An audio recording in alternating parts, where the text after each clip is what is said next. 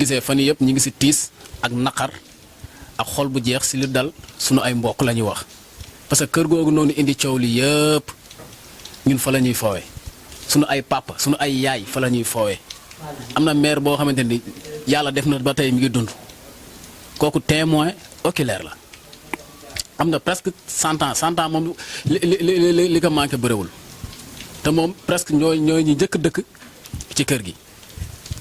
mais am na loo xamante ni kenn du ko bàyyi mu jàll parce que injustice la mënoo fekk ay nit yu dëkk si kër gi occupé que plus de 70 ans nga xëy un bon jour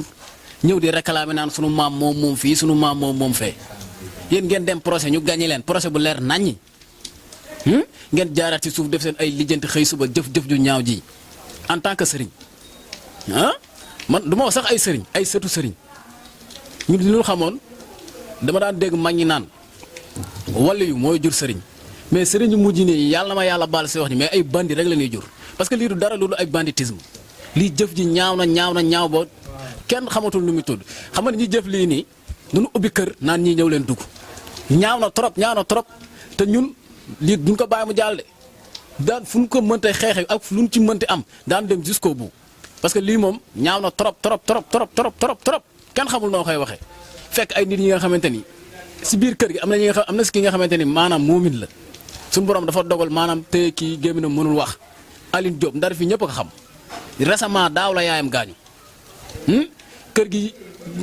dina fa dund comme ñëpp ñun ñii di wax ñi ñëpp ay baadoo lañu amuñu sunu loxo jotul sunu gannaaw ñu di dëbbal nekk ci kër gi sama copain bi fa nekk moom moo fay yëngu daanaka ay millions la jël def ci kër gi tabax néeg tabaxal yaayam ñu ñëw bëgg leen toroxal humilier nii ci ndar gi nii comme ça mais lii duñ ko bàyyi. ñun naanuñu nelawuñu parce que boobu ba léegi xol yi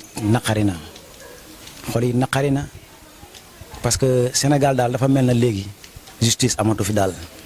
parce que kër gi nga xamante nii man mii rek ba ma fay ñëw booba kër ga presque am na 50 ans te man rek 50 ans boo tegee samay âge rek ça veut dire que c'est quelque chose nga yeewu suba ñoo xamante ni ne ay chefs religieux lañu ñëw jaay la doole récupérer sa kër te c'est une longue histoire nag parce que auparavant xam nga ñun sunu maam yi doon amoon cër ci kilifa yi dañ fa ñëwoon rek ñu leen may leen ma fii ma tabax fi bu ko defee ñu di ci mën a jaamu yàlla amoon na sax ñu opposé wu woon ni que lii nii comme ñoom am na fu ñu dem ñu bañ leen mais comme sunu paa yi ñoom dana amoon kilifa ñu daal leen koy nangul Amadou Afas Ngom la woon bi mu ñëwee ñu abal ka foofu mu tabax bi mu tabaxee ba jimbi jamono ay sëtam ñoo moom kër gi bi ñu ñëwee ñu moom kër gi ñu leen indi leen ay kayit wane wuñu ay kayit ba yàlla def ñu yóbbu ñu tribunal bi ñu yóbbu tribunal premier procès bi ñu ñëwee ñu indi ay fausse information indi ay faux papier bi leen ñëwee ñu leen lii nii kat ngeen wane c'est pas du concret président tribunal bi tranché jox ñu raison ñun nag ñu jëloon avocat maître Aba Talib Gueye bi ñu ko jëlee avocat maître Aba Talib Gueye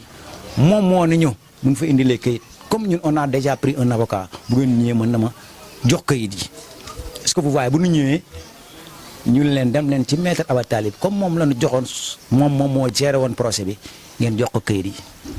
mu ñoom defuñu loolu bu ñu ñëwee ñu yóbbu ko maire yi à notre grande surprise ñu yeewu mercredi matin ñu ñëw avec un huissier accompagné des hommes de tenue ñëw expulsé ñu génnee ñu kër googu nga xamante ni ñun ñëpp fa lañ fooyee koñ bi yëpp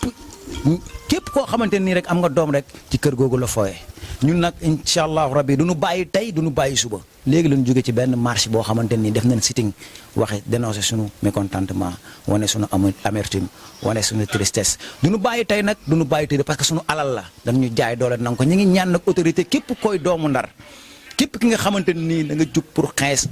injustice képp ki nga xamante nii bu doon sa kër la tey nga jug taxaw ci xeebuñu mag xeebuñu ndaw xeebuñu xale xeebuñu képp ku mu mënti doon rek muy Mansour Faye nga xamante nii mooy maire de la ville de Saint-Louis ñu ngi lay woo ci bataille bi parce que bu tombé woon nag les élections tu seras là kon c'est le bon moment de venir pour donner votre contribution ñu ngi wax Marème Faye Sall mi nga xamante nii tamit mooy femme du président de la République ñu ngi la ciy woo incha allah rabi et on compte faire une marche on va demander l'autorisation incha allah lundi incha allah plus tard mardi bu ñu ci amee feu vert mercredi incha allah on va tenir donc une marche pour dénoncer cette injustice qui cesse de régner dans ce quartier.